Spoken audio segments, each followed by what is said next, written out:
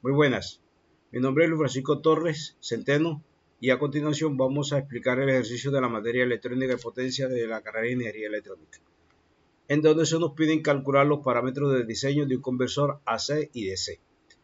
Nos dan los parámetros del motor y los parámetros de la fuente de alimentación, los cuales nos permiten, mediante una fórmula, hallar los parámetros para calcular los componentes necesarios para el conversor.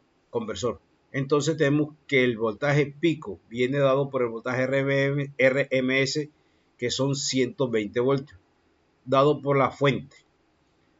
Y esto nos da un valor de pico de 169.7 voltios. Y posteriormente se procede a hallar un voltaje rizado escogido, que fue el 6%. Reemplazamos la fórmula para llegar al voltaje rizado pico a pico y tenemos que el valor obtenido es de 10.18 voltios.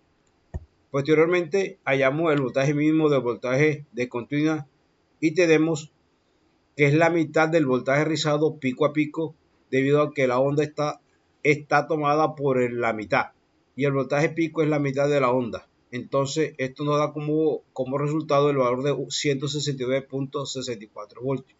Y posteriormente procedemos a hallar el voltaje de continua, que viene siendo el valor del voltaje hallado en el ejercicio anterior, el voltaje mínimo sobre la raíz de 2, que nos da un valor mínimo de 116.41 voltios.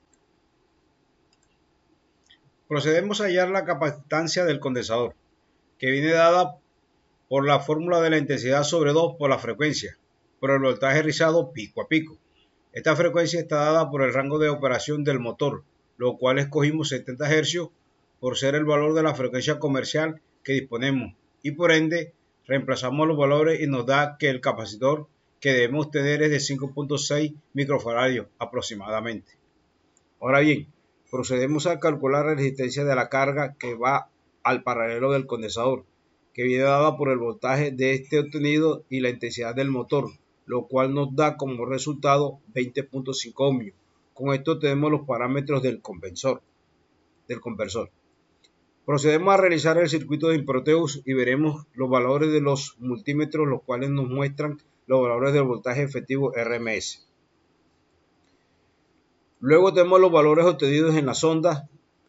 Vemos que son muy parecidos a los que calculamos, y las diferencias se pueden ver por las discrepancias entre los componentes, las tolerancias y las ecuaciones que utilizamos en el simulador para realizar los cálculos y mostramos las simulaciones. Luego aquí tenemos las ondas con un respectivo valor y en donde realizamos una explicación detallada de los valores obtenidos en cada una de las ondas. Y al final tenemos un análisis efectuado en donde explicamos lo que anteriormente nombramos en cuanto a la diferencia entre los valores teóricos y los simulados obtenidos, en donde se puede dar por las tolerancias de los componentes la discrepancia entre la simulación y los valores teóricos y los calculados aproximadamente. Muchas gracias.